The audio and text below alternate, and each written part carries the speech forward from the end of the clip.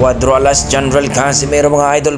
Grabe, nag-iinit na dito kay Luis Pantera Nery, ang bad boy ng Miko mga idol. Pag-usapan natin yan. Iman Bacusa Pacquiao mga idol, panalo sa laban sa Bohol. Paldong-paldo dito kay Jillian Ward at nanood talaga ang bebe niya. Pag-usapan natin yan mga idol. Pero kung bago kayo sa ating YouTube channel, baka pwede makahingi isang like, subscribe at pakipindot na rin ang ating notification bell mga idol, para ma-update kayo sa ating mga bagong video na katulad nito mga lodi.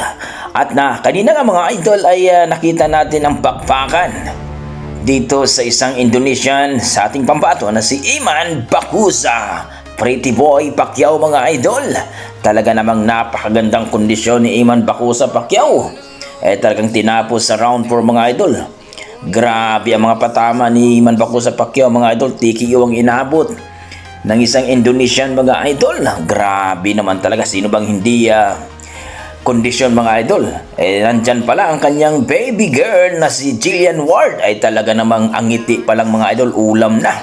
Ayon nga sa ating mga boxing fans, talagang paldong-paldo itong si Iman Bacusa Pacquiao mga idol. Kasama nga si Jillian Ward dito sa pamilya ni Iman Bacusa Pacquiao. Nanood talaga ang kanyang bebe mga idol.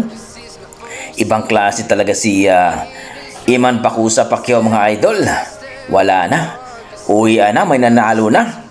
Dalawang panalo ni Iman Bacusa Pacquiao mga idol. Paldong-paldo ang ating pretty boy na si Iman Bacusa Pacquiao. Nanalo na kay Jillian Ward. Nanalo pa dito sa laban mga idol. Grabe talaga. Thank you ang inabot ng kalaban mga idol at 4th round lang. Matibay pa rin kahit umabot ka ng 4th round mga idol, dahil ang ganda ng mga patama ni Iman Bacusa Pacquiao. Kaya talagang maraming natuwa mga idol at talagang maraming kinilig sa kanilang love life ni Iman Bacusa Pacquiao at ni Jillian Ward. Paldong-paldo na ang ating pretty boy na si Iman Bacusa Pacquiao mga idol. Ano masasabi nyo dito mga idol sa panalo ni Iman Bacusa Pacquiao mga idol? Please comment down below mga idol para ating pag-usapan. Sa kabilang banda mga idol, Cuadralas General Casimiro ang nag-iisang angas ng Pinas. Teka mga idol, grabe, nag-iinit dito kay Luis Pantera Nery, ang bad boy ng Miko at assassin mga idol. Ayon sa ating mga pinagkakatiwalang source mga idol, galit na itong si Cuadralas Casimiro. Dahil sinabihan ba naman itong si Casimiro mga idol ay easy fight lang daw itong si Casimiro ni Luis Pantera Nery. Na-knockdown nga daw si Inoue na mas malupit at monster daw ito ng Japan.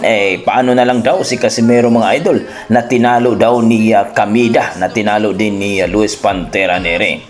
Well mga idol, kaya nag-init itong ating pambato mga idol. Mukhang hindi nagustuhan ang sinabi ni Luis Pantera Nery. Dahil sabi ni Cuadralas Casimiro, talagang pagagapangin daw niya itong si Luis Pantera Nery mga idol. Wala daw siyang pakialam kung tinalo daw siya ni Kamida, pero pag siya daw makakalaban ni Nery mga idol, basta wag lang daw itong tumakbo. Kung hindi daw gaya-gayahin itong si Kamida mga idol, sigurado daw talaga gugulong daw itong si Nery mga idol. Marami din nagsasabi mga idol na delikado itong si Casimiro nga kapag gagawin daw ni Nery ang ginawa ni Kamida mga idol. Dahil alam naman natin na mahihirapan daw itong si Casimiro. Pero ayon sa ating mga pinagkakatiwalang source at sa mga boxing fans mga idol, duwag daw itong si Nery kung gagayahin daw itong si Kamida. Kaya makipagbakbakan talo talaga ito at makipagsabayan ni Casimiro para makita natin kung totoong bad boy ba talaga itong si Nery sa Miko. Magandang laban dito mga idol sapagkat itong si Luis Nery ay 2 Division World Champion at ay talagang nakikita natin na pinabagsak itong si Inoue, at ang ating pambato naman si Alas ay 3 Division World Champion. Kaya naman daw natalo siya ni Kamida dahil tumakbo daw itong si Kamida mga idol. So ano masasabi nyo dito mga idol? Dahil nag-iinit na ang ating pambato mga idol na si Casimiro, ay talagang gusto niyang itikio daw itong si Nery sa kanilang laban sa Abril mga idol. Please comment down below mga idol para ating pag-usapan. Maraming salamat. At sa mga boxing fans mga idol, duwag